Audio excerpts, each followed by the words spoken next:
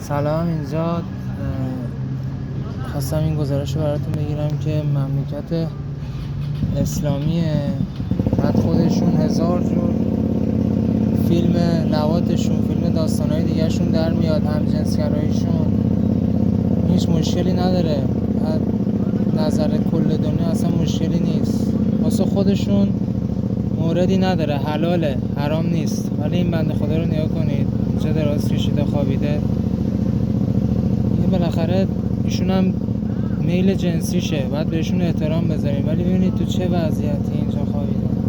این مملکت جمهوری اسلامی بهتر از این نمیشه. واقعا من متاسفم برای این داستان این مملکت.